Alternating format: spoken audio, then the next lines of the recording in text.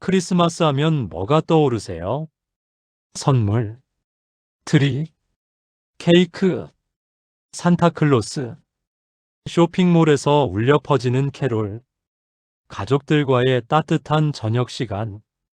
그런데 정말 이게 전부일까요? 혹시 우리가 크리스마스의 진짜 모습을 놓치고 있는 건 아닐까요? 왜 온 세상이 2000년 전 한 아기의 탄생을 지금도 기념할까요? 왜 이 세상의 달력이 그 아기가 태어나기 전과 후로 나뉘었을까요? 왜 수많은 사람들이 그 아기의 이름 앞에서 무릎을 꿇었을까요? 과연 베들레헴 마구간에서 일어난 일이 단순한 출산 사건이었을까요? 여러분, 세상은 크리스마스를 어떻게 만들었습니까? 소비의 축제로 만들었습니다. 선물 사야 하는 부담의 날로 만들었습니다. 1년에 한 번 가족들과 의무적으로 만나야 하는 날로 만들었습니다. 연말 정산하듯 올 한 해를 마무리하는 날로 만들었습니다. 심지어 어떤 사람들은 크리스마스를 그냥 겨울 휴가의 하나로 여깁니다. 그런데 하나님은 이 날을 통해 완전히 다른 메시지를 전하고 계십니다. 세상이 말하는 크리스마스와 하나님이 계획하신 크리스마스는 하늘과 땅 차이입니다. 세상은 받는 것에 집중하라고 말하지만 하나님은 주는 것에 집중하라고 말씀하십니다. 세상은 외적인 화려함을 추구하라고 하지만 하나님은 내적인 변화를 원하십니다. 세상은 일시적인 기쁨을 약속하지만 하나님은 영원한 소망을 주십니다. 그렇다면 크리스마스에 정말 무슨 일이 일어났을까요? 단순히 아기가 태어난 것일까요? 아닙니다, 여러분. 그날 하나님이 인간이 되신 겁니다. 무한하신 분이 유한한 몸을 입으신 겁니다. 전능하신 분이 연약한 아기가 되신 겁니다. 영원하신 분이 시간 속으로 들어오신 겁니다. 거룩하신 분이 죄인들 사이에 오신 겁니다. 왕 중의 왕이 종의 모습으로 오신 겁니다. 이것이 바로 성육신의 신비입니다. 하나님이 우리를 구원하시기 위해 우리와 똑같이 되신 겁니다. 우리의 고통을 이해하시기 위해 우리의 몸을 입으신 겁니다. 우리의 연약함을 체험하시기 위해 우리의 모습이 되신 겁니다. 이것만으로도 충분히 놀라운데 더 놀라운 사실이 있습니다. 하나님이 오신 장소를 보세요. 왕궁이 아니라 마구간에서 태어나셨습니다. 금침대가 아니라 구유에 누우셨습니다. 권력자들이 아니라 가난한 목자들이 첫 방문객이었습니다. 화려한 옷이 아니라 강보에 쌓이셨습니다. 세상의 기준으로는 이해할 수 없는 일입니다. 하나님이라면 당연히 최고의 장소에서 최고의 대우를 받으며 오셔야 하는 것 아닌가요? 그런데 왜 하나님은 가장 낮은 곳에서 가장 초라한 모습으로 오셨을까요? 여기에 크리스마스의 진짜 의미가 숨어 있습니다. 하나님은 우리에게 무엇이 진정으로 소중한지 보여주고 계신 겁니다. 외적인 화려함이 아니라 내적인 사랑이 소중하다는 것을, 높은 지위가 아니라 낮은 자세가 아름답다는 것을, 받는 것이 아니라 주는 것이 복되다는 것을, 자신을 높이는 것이 아니라 자신을 낮추는 것이 위대하다는 것을, 바로 이것이 크리스마스의 진짜 의미입니다. 오늘 우리는 함께 크리스마스에 숨겨진 7가지 놀라운 진실들을 발견해 보겠습니다. 이 진실들을 발견하는 순간 여러분의 크리스마스는 완전히 달라질 것입니다. 그리고 여러분의 인생도 완전히 새로운 의미를 갖게 될 것입니다.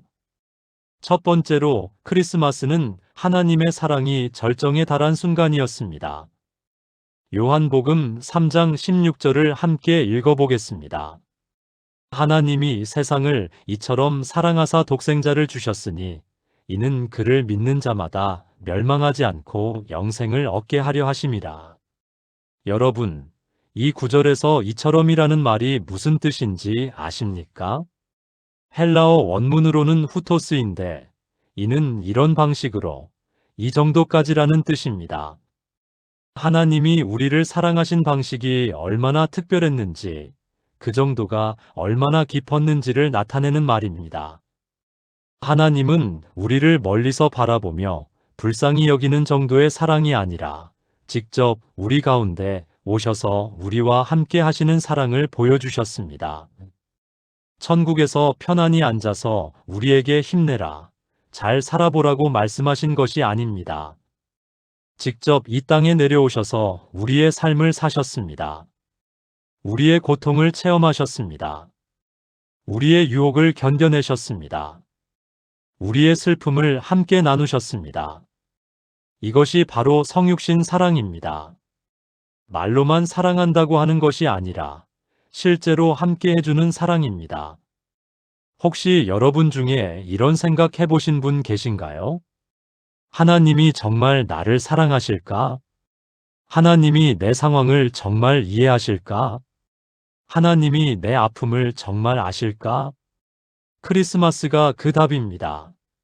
하나님이 우리를 얼마나 사랑하시는지 보여주는 확실한 증거가 크리스마스입니다.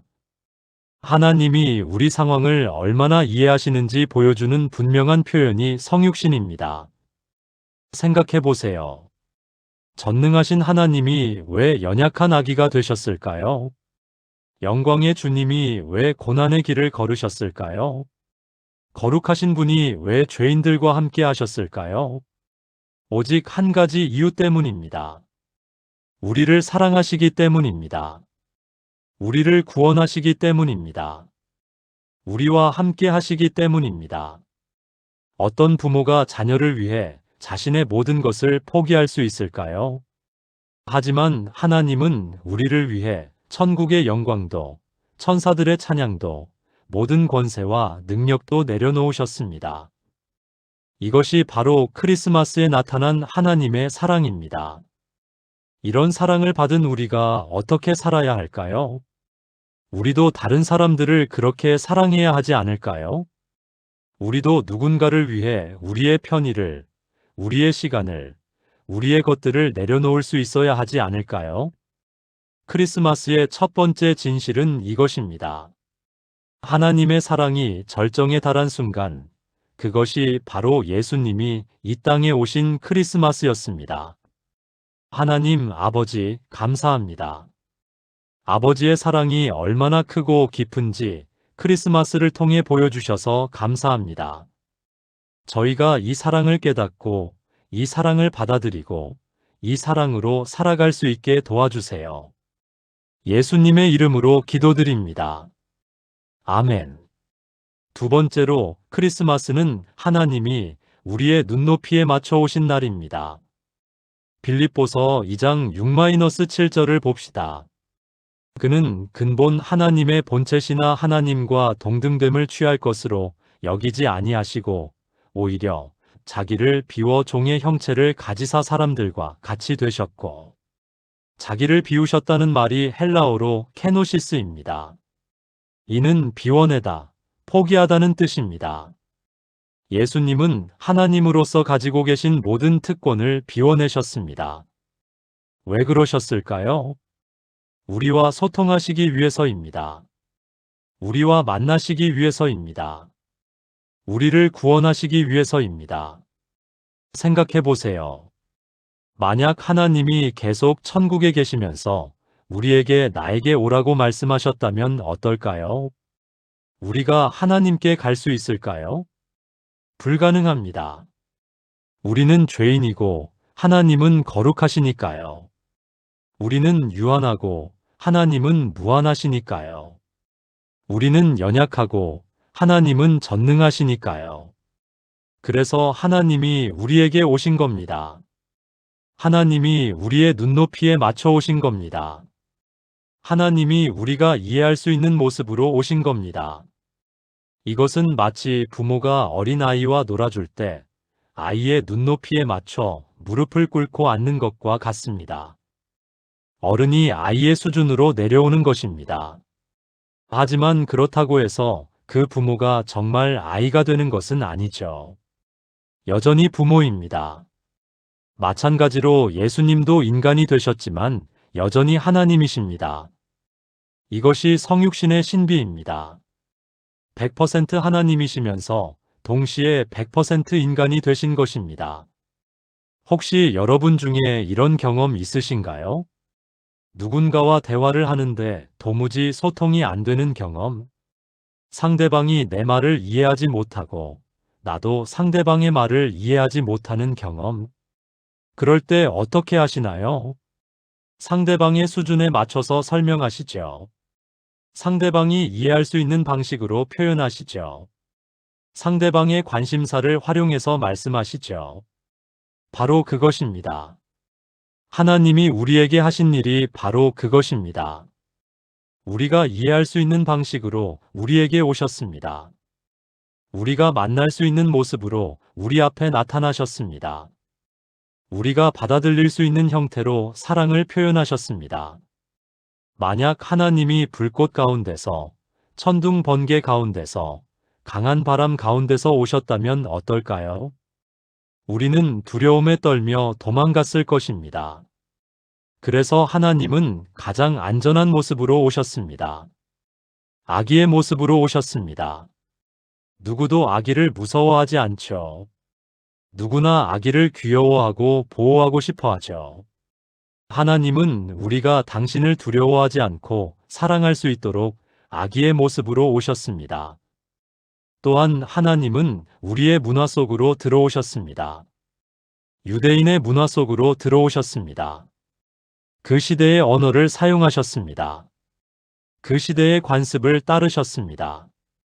그 시대의 옷을 입으셨습니다. 완전히 우리와 같아지신 겁니다. 이것이 바로 크리스마스의 두 번째 진실입니다.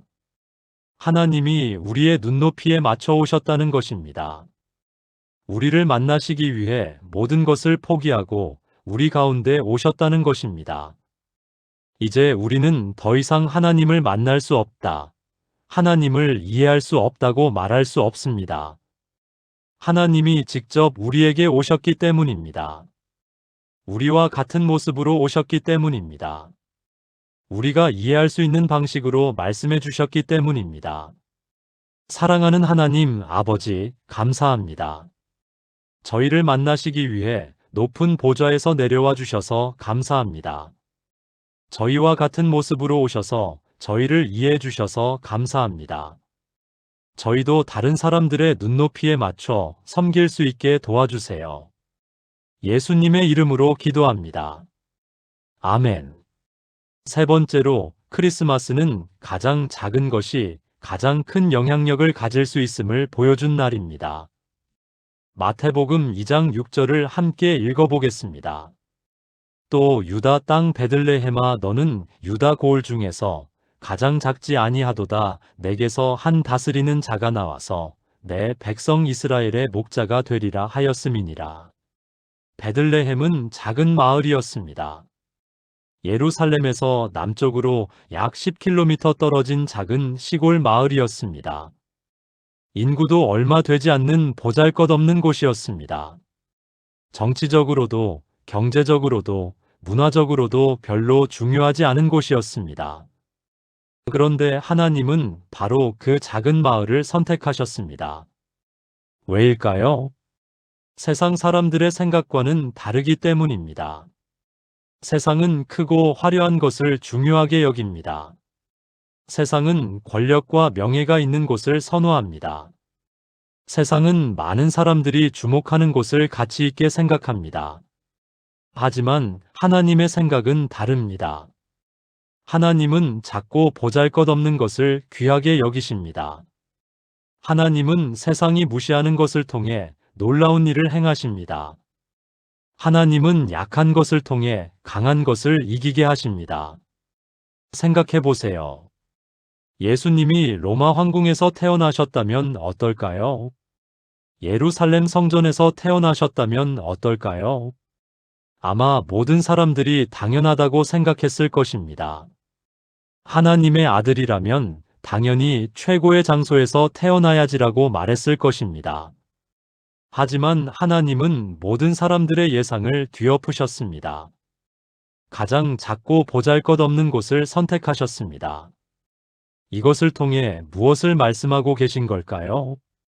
크기가 중요한 것이 아니라는 것입니다. 외적인 화려함이 중요한 것이 아니라는 것입니다. 사람들의 인정이 중요한 것이 아니라는 것입니다. 하나님의 선택이 중요한 것입니다. 하나님의 계획이 중요한 것입니다. 하나님의 사랑이 중요한 것입니다. 여러분, 혹시 이런 생각 해보신 적 있으신가요? 나는 너무 작은 사람이야. 나는 별로 중요하지 않은 사람이야. 나 같은 사람이 무슨 큰 일을 할 수 있겠어? 하나님이 나 같은 사람을 사용하시겠어? 크리스마스가 그 답입니다. 하나님은 작은 것을 크게 사용하십니다. 하나님은 보잘것없는 것을 귀하게 여기십니다. 하나님은 약한 것을 통해 강한 일을 행하십니다. 베들레헴처럼 작은 마을에서 온 세상의 구주가 나오셨습니다. 마구간처럼 초라한 곳에서 만왕의 왕이 태어나셨습니다. 가난한 목자들처럼 낮은 사람들이 첫 증인이 되었습니다. 이 모든 것이 우리에게 말해주고 있습니다. 하나님 앞에서는 작고 큰 것이 중요하지 않다는 것을, 하나님 앞에서는 높고 낮은 것이 중요하지 않다는 것을, 하나님 앞에서는 외적인 조건이 중요하지 않다는 것을, 중요한 것은 하나님의 부르심에 순종하는 것입니다. 중요한 것은 하나님의 사랑을 받아들이는 것입니다. 중요한 것은 하나님의 계획에 참여하는 것입니다. 혹시 여러분이 지금 자신이 너무 작다고 느끼고 계신가요? 혹시 여러분이 지금 자신이 별 볼 일 없다고 생각하고 계신가요? 그렇다면 오히려 좋습니다. 하나님이 가장 사용하시기 좋아하는 사람이 바로 그런 사람이기 때문입니다. 하나님은 교만한 자를 물리치시고 겸손한 자에게 은혜를 주십니다. 하나님은 스스로 큰 자라고 생각하는 자를 낮추시고 스스로 작다고 생각하는 자를 높이십니다. 베들레헴의 작은 마구간에서 온 우주의 주인이 태어나신 것처럼 여러분의 작은 마음에서도 놀라운 하나님의 역사가 시작될 수 있습니다. 여러분의 작은 순종에서도 큰 축복이 흘러나올 수 있습니다. 여러분의 작은 믿음에서도 위대한 기적이 일어날 수 있습니다. 이것이 바로 크리스마스의 세 번째 진실입니다. 하나님은 가장 작은 것을 통해 가장 큰 일을 행하신다는 것입니다. 전능하신 하나님 아버지, 감사합니다. 작은 베들레헴을 통해 큰 구원을 이루어 주셔서 감사합니다. 저희 같은 작은 존재도 하나님의 크신 계획에 사용해 주셔서 감사합니다. 저희가 겸손한 마음으로 하나님의 부르심에 순종할 수 있게 도와주세요. 예수님의 이름으로 기도합니다. 아멘. 네 번째로, 크리스마스는 하나님이 우리의 아픔을 직접 경험하러 오신 날입니다. 히브리서 4장 15절을 함께 보겠습니다. 우리에게 있는 대제사장은 우리의 연약함을 동정하지 못하실 이가 아니요 모든 일에 우리와 같이 시험을 받은 이로되 죄는 없으시니라. 동정하다는 말이 헬라어로 쉼파데인입니다. 이는 함께 느끼다, 함께 아파하다는 뜻입니다. 단순히 불쌍히 여기다가 아니라 함께 경험하다는 의미입니다. 예수님은 우리의 고통을 멀리서 바라보며 안타까워하신 것이 아닙니다. 직접 우리의 고통 속으로 들어오셔서 함께 아파하셨습니다. 그분도 배고픔을 경험하셨습니다. 그분도 목마름을 경험하셨습니다. 그분도 피곤함을 경험하셨습니다. 그분도 슬픔을 경험하셨습니다. 그분도 외로움을 경험하셨습니다. 그분도 거부당함을 경험하셨습니다. 그분도 배신당함을 경험하셨습니다. 그분도 죽음의 두려움을 경험하셨습니다. 우리가 경험하는 모든 인간적인 고통을 예수님도 경험하셨습니다. 왜 그러셨을까요? 우리를 완전히 이해하시기 위해서입니다. 우리를 완전히 도우시기 위해서입니다. 우리를 완전히 위로하시기 위해서입니다. 생각해 보세요. 만약 여러분이 어떤 고통을 겪고 있을 때 누구의 위로가 더 큰 힘이 될까요? 그 고통을 경험해 보지 못한 사람의 위로일까요? 아니면 그 고통을 직접 경험해 본 사람의 위로일까요? 당연히 직접 경험해 본 사람의 위로가 더 큰 힘이 됩니다. 그 사람은 내가 얼마나 힘든지 정확히 알기 때문입니다. 그 사람은 내가 무엇을 원하는지 정확히 알기 때문입니다. 그 사람은 내게 어떤 도움이 필요한지 정확히 알기 때문입니다. 바로 그것입니다. 예수님이 인간이 되신 이유입니다. 우리의 모든 고통을 직접 경험하심으로써 우리를 완전히 이해하시고, 완전히 도우시고, 완전히 위로하시기 위해서입니다. 혹시 여러분 중에 이런 생각 해보신 분 계신가요? 하나님은 내 마음을 모르실 거야. 하나님은 내가 얼마나 힘든지 모르실 거야. 하나님은 내 상황을 이해하지 못하실 거야. 절대 그렇지 않습니다. 예수님은 모든 것을 다 아십니다. 예수님은 모든 것을 다 경험하셨습니다. 예수님은 모든 것을 다 이해하십니다. 여러분이 지금 외로우시다고요? 예수님도 외로우셨습니다. 제자들이 다 도망가고 혼자 남겨지신 경험이 있으십니다. 여러분이 지금 슬프시다고요? 예수님도 슬퍼하셨습니다.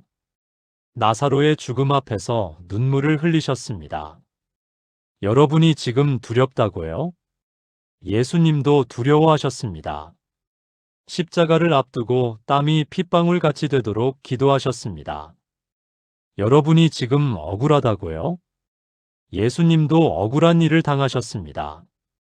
죄가 없으시면서도 죄인 취급을 받으셨습니다.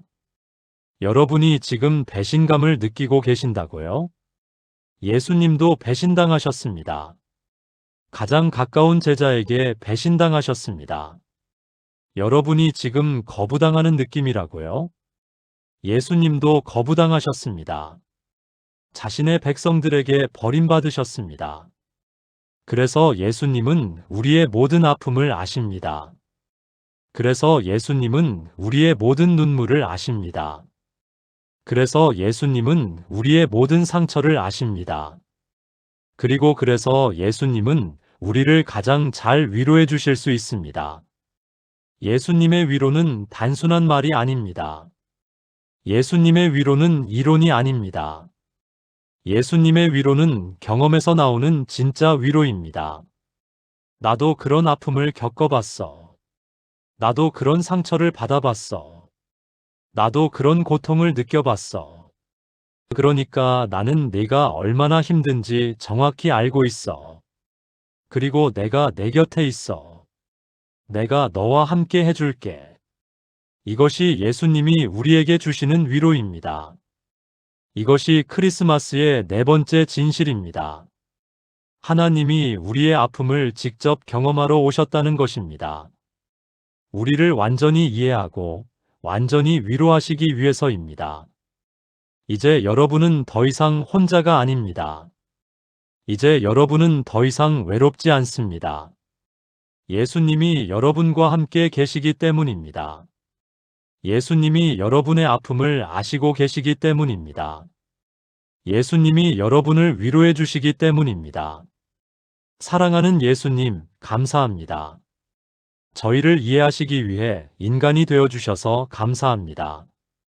저희의 모든 아픔을 경험해 주셔서 감사합니다. 저희의 모든 눈물을 아셔서 감사합니다.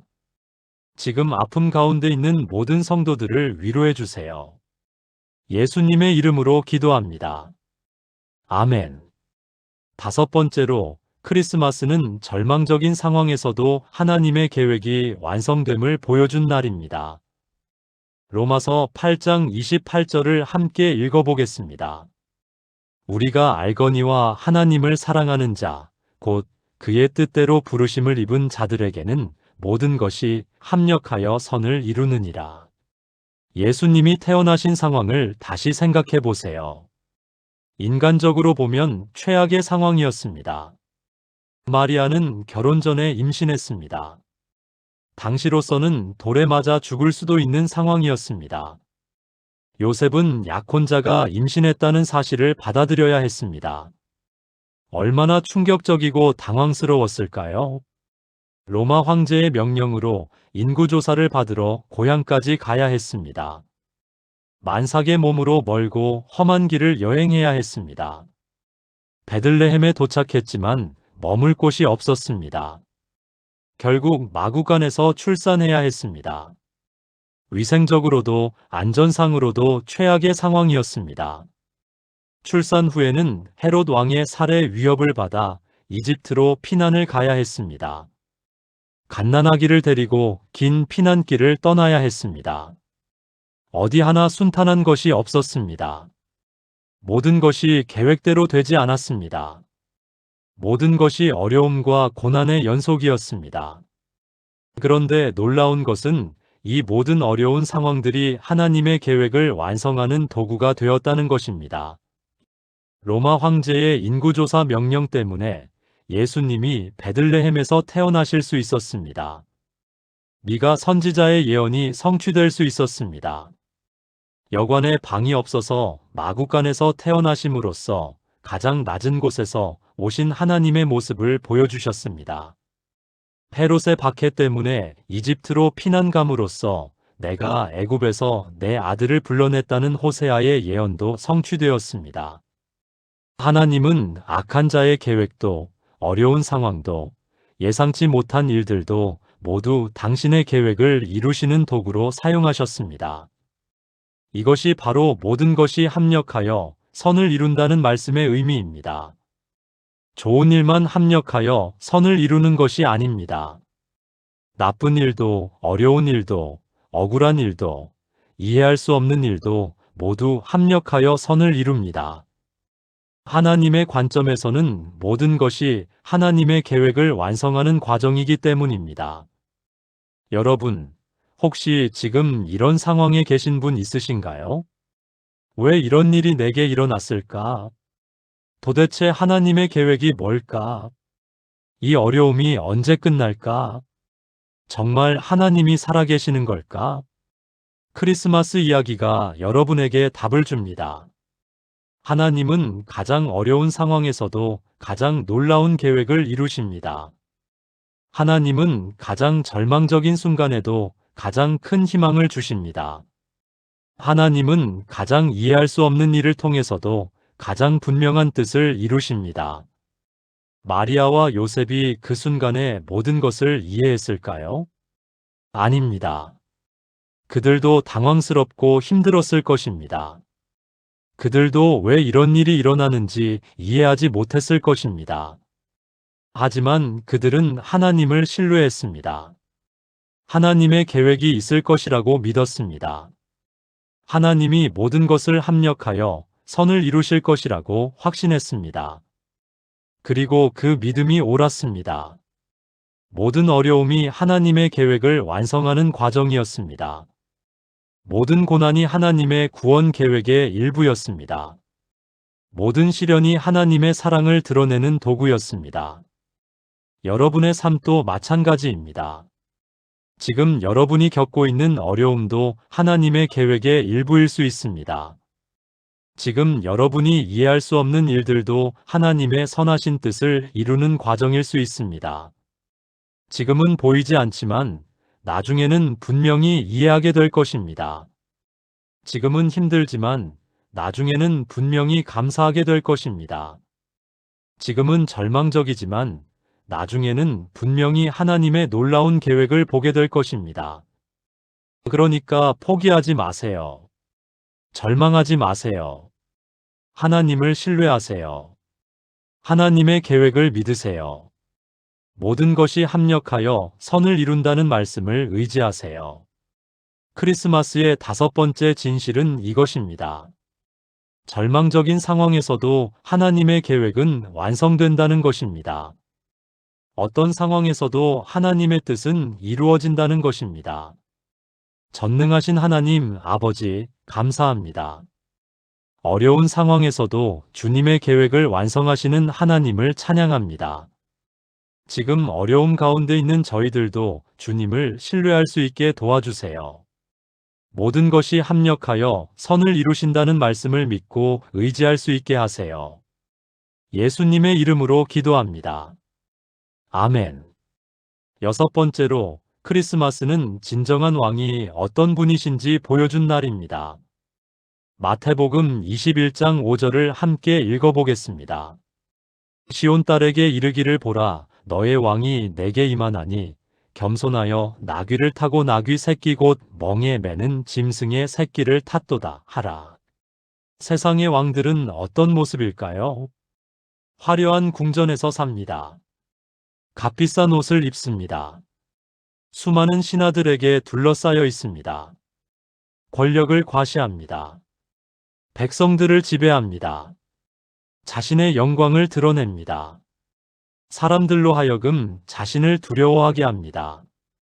하지만 예수님은 완전히 다른 왕이셨습니다. 마구간에서 태어나셨습니다. 가난한 목수 가정에서 자라셨습니다. 머리 둘 곳도 없이 사셨습니다. 권력을 추구하지 않으셨습니다. 오히려 섬기는 삶을 사셨습니다. 자신을 낮추셨습니다. 사람들을 사랑하셨습니다. 이것이 진정한 왕의 모습입니다. 세상의 왕은 섬김을 받지만 예수님은 섬기셨습니다. 세상의 왕은 자신을 높이지만 예수님은 자신을 낮추셨습니다.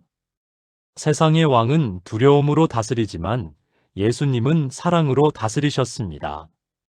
세상의 왕은 자신의 유익을 구하지만 예수님은 백성의 유익을 구하셨습니다. 세상의 왕은 자신의 목숨을 지키려 하지만 예수님은 백성을 위해 자신의 목숨을 주셨습니다. 마가복음 10장 42-44절에서 예수님은 이렇게 말씀하셨습니다. 너희도 알거니와 이방인의 집권자들은 그들을 임의로 주관하고 그 대인들은 그들에게 권세를 부리느니라. 그러나 너희 중에서는 그렇지 않을지니 너희 중에 누구든지 크고자 하는 자는 너희를 섬기는 자가 되고 너희 중에 누구든지 으뜸이 되고자 하는 자는 모든 사람의 종이 되어야 하리라. 이것이 하나님 나라의 원리입니다. 섬기는 자가 큰 자입니다. 낮아지는 자가 높아지는 자입니다. 주는 자가 받는 자입니다. 사랑하는 자가 사랑받는 자입니다. 예수님은 이 모든 것을 몸소 보여주셨습니다. 가장 높으신 분이 가장 낮아지셨습니다. 가장 큰 권세를 가지신 분이 가장 작은 자가 되셨습니다. 가장 부유하신 분이 가장 가난한 모습으로 오셨습니다. 가장 영광스러우신 분이 가장 초라한 모습으로 태어나셨습니다. 그리고 그렇게 사심으로써 진정한 왕이 되셨습니다. 모든 무릎이 그분 앞에 꿇게 되었습니다. 모든 입이 그분을 주님이라 고백하게 되었습니다. 모든 권세와 능력이 그분께 속하게 되었습니다. 이것이 하나님의 지혜입니다. 세상의 방식과는 정반대지만 이것이 하나님의 방식입니다. 여러분, 우리도 이런 왕을 본받아야 하지 않을까요? 우리도 예수님처럼 섬기는 삶을 살아야 하지 않을까요? 우리도 예수님처럼 자신을 낮추는 삶을 살아야 하지 않을까요? 우리도 예수님처럼 사랑으로 다른 사람들을 대해야 하지 않을까요? 가정에서 진정한 가장이 되려면 가족들을 섬겨야 합니다. 직장에서 진정한 리더가 되려면 동료들을 섬겨야 합니다. 교회에서 진정한 성도가 되려면 다른 성도들을 섬겨야 합니다. 사회에서 진정한 시민이 되려면 이웃들을 섬겨야 합니다. 이것이 바로 크리스마스의 정신입니다. 이것이 바로 예수님이 우리에게 보여주신 삶의 모습입니다. 세상은 받으려고 하라고 말하지만 예수님은 주려고 하라고 말씀하십니다. 세상은 높아지려고 하라고 말하지만 예수님은 낮아지라고 말씀하십니다. 세상은 지배하려고 하라고 말하지만 예수님은 섬기라고 말씀하십니다. 어떤 삶이 더 행복한 삶일까요? 어떤 삶이 더 의미 있는 삶일까요? 어떤 삶이 더 가치 있는 삶일까요? 예수님의 삶을 보면 답이 나옵니다. 섬기는 삶이 가장 행복한 삶입니다. 낮아지는 삶이 가장 의미 있는 삶입니다. 사랑하는 삶이 가장 가치 있는 삶입니다. 크리스마스의 6번째 진실은 이것입니다. 진정한 왕은 섬기는 왕이라는 것입니다. 진정한 리더는 자신을 낮추는 리더라는 것입니다. 진정한 위대함은 사랑에 있다는 것입니다. 사랑하는 왕 되신 예수님, 감사합니다. 진정한 왕의 모습을 보여주셔서 감사합니다.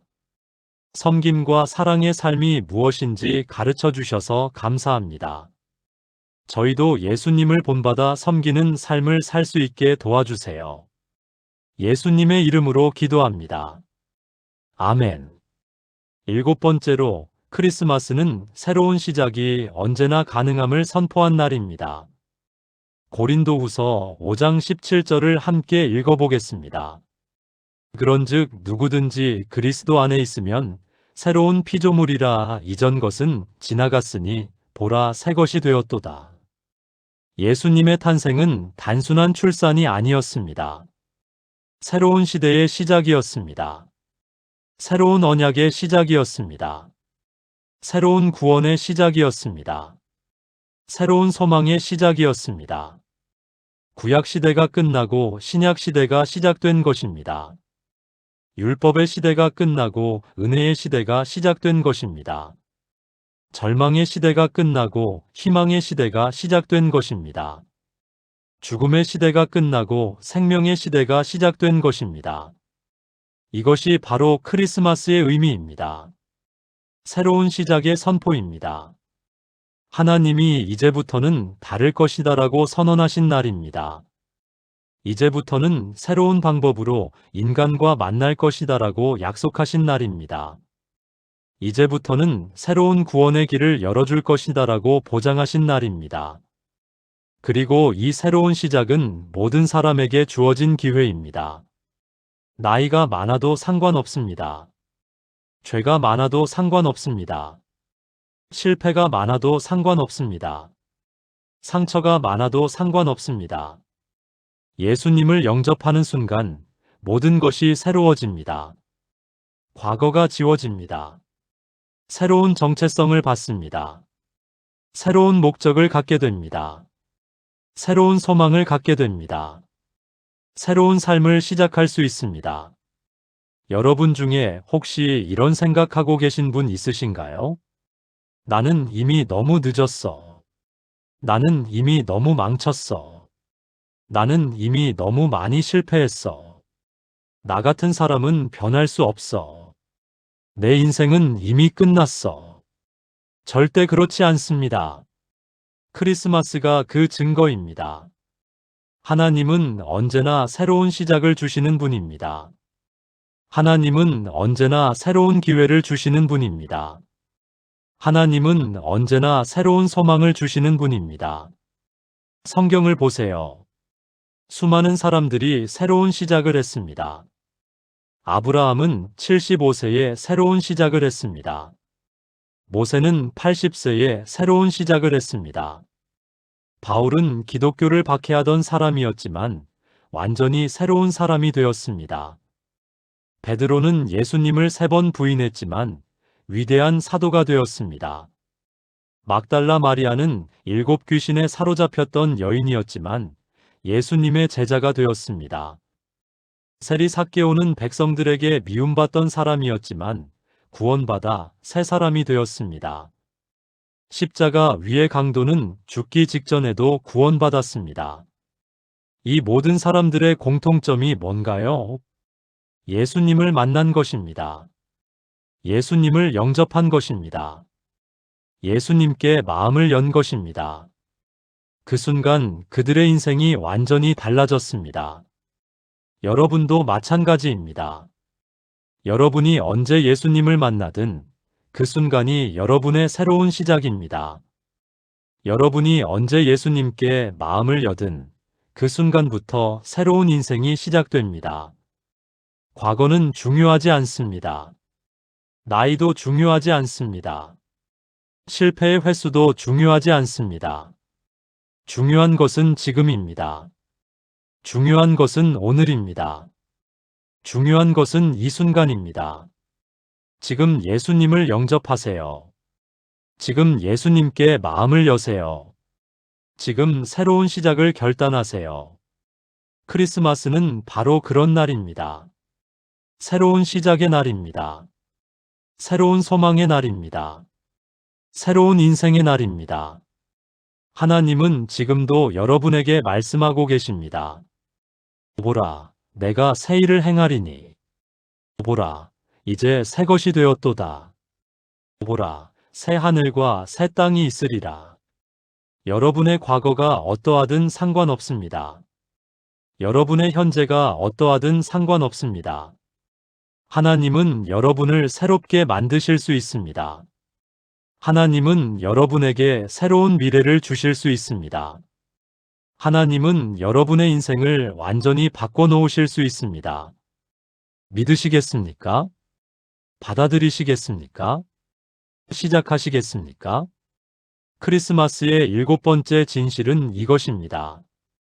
새로운 시작이 언제나 가능하다는 것입니다. 하나님 안에서는 모든 것이 새로워질 수 있다는 것입니다. 예수님 안에서는 과거가 지워지고 새로운 미래가 시작된다는 것입니다. 은혜로우신 하나님 아버지, 감사합니다. 새로운 시작을 주시는 하나님께 감사드립니다. 과거에 얽매이지 않고 새로운 소망을 품을 수 있게 해주셔서 감사합니다. 지금 새로운 시작을 원하는 모든 분들에게 용기와 믿음을 주세요. 예수님 안에서 새로운 피조물이 되는 축복을 누리게 하세요. 예수님의 이름으로 기도합니다. 아멘. 사랑하는 성도 여러분, 이제 우리가 함께 통합 기도를 드리겠습니다. 전능하시고 사랑이 많으신 하나님 아버지, 오늘 크리스마스의 진정한 의미를 깨닫게 해주셔서 감사합니다. 하나님의 사랑이 얼마나 크고 깊은지 예수님의 성육신을 통해 분명히 보여주셔서 감사합니다. 하나님이 저희의 눈높이에 맞춰 오셔서 저희와 만나주셔서 감사합니다. 가장 작은 것을 통해 가장 큰 일을 행하시는 하나님의 지혜에 감사드립니다. 저희의 모든 아픔을 직접 경험하시고 이해해 주시는 예수님께 감사드립니다. 절망적인 상황에서도 하나님의 계획을 완성하시는 주님의 능력에 감사드립니다. 진정한 왕의 모습이 무엇인지 섬김과 사랑으로 보여주신 예수님께 감사드립니다.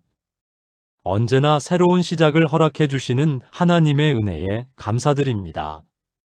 주님, 이제 저희가 크리스마스를 단순한 축제의 날로 보지 않고 하나님의 놀라운 사랑과 구원의 역사가 시작된 날로 기억하게 하소서. 저희도 예수님처럼 서로 사랑하고 서로 섬기며 서로를 위해 자신을 낮추는 삶을 살게 하소서.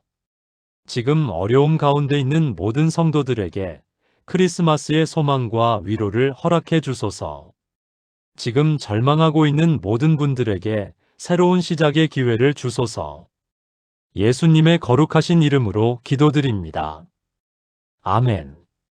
사랑하는 성도 여러분, 오늘 우리가 함께 나눈 크리스마스의 7가지 진실을 기억하시기 바랍니다. 첫째, 크리스마스는 하나님의 사랑이 절정에 달한 순간이었습니다. 둘째, 크리스마스는 하나님이 우리의 눈높이에 맞춰 오신 날입니다. 셋째, 크리스마스는 가장 작은 것이 가장 큰 영향력을 가질 수 있음을 보여준 날입니다. 넷째, 크리스마스는 하나님이 우리의 아픔을 직접 경험하러 오신 날입니다. 다섯째, 크리스마스는 절망적인 상황에서도 하나님의 계획이 완성됨을 보여준 날입니다. 여섯째, 크리스마스는 진정한 왕이 어떤 분이신지 보여준 날입니다.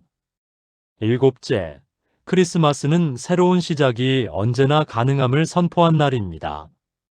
이 진실들이 여러분의 마음속에 깊이 새겨지기를 바랍니다.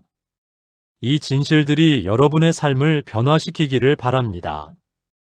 이 진실들이 여러분에게 새로운 소망과 힘을 주기를 바랍니다. 앞으로 여러분이 크리스마스를 맞을 때마다 이 진실들을 기억하세요. 선물을 주고받을 때마다 하나님이 우리에게 주신 최고의 선물인 예수님을 기억하세요. 크리스마스 트리를 볼 때마다 하나님이 우리를 위해 생명의 나무 되신 예수님을 기억하세요. 크리스마스 캐롤을 들을 때마다 천사들이 예수님의 탄생을 찬양했던 그 기쁨을 기억하세요. 그리고 무엇보다 예수님이 우리를 위해 이 땅에 오셨다는 그 놀라운 사랑을 기억하세요. 이제 여러분이 가정으로, 직장으로, 삶의 현장으로 돌아가실 때 크리스마스의 정신을 가지고 가시기 바랍니다. 사랑의 정신을 가지고 가세요. 섬김의 정신을 가지고 가세요. 나눔의 정신을 가지고 가세요. 희망의 정신을 가지고 가세요. 그래서 여러분이 만나는 모든 사람들에게 크리스마스의 기쁨과 사랑을 전해주시기 바랍니다. 여러분의 가족들에게, 동료들에게, 이웃들에게, 심지어 원수들에게까지 예수님의 사랑을 나타내 보이시기 바랍니다. 그것이 바로 크리스마스를 진정으로 기념하는 방법입니다. 마지막으로 여러분 모두에게 크리스마스의 축복을 선포합니다. 하나님의 사랑이 여러분과 함께 하시기를 축복합니다. 예수님의 평강이 여러분의 마음을 다스리시기를 축복합니다. 성령님의 기쁨이 여러분의 삶에 충만하시기를 축복합니다. 여러분의 가정에 크리스마스의 기쁨이 넘치기를 축복합니다. 여러분의 사역에 하나님의 축복이 함께 하시기를 축복합니다. 여러분의 미래에 하나님의 놀라운 계획이 펼쳐지기를 축복합니다. 메리 크리스마스! 진정한 크리스마스의 기쁨을 누리시기 바랍니다.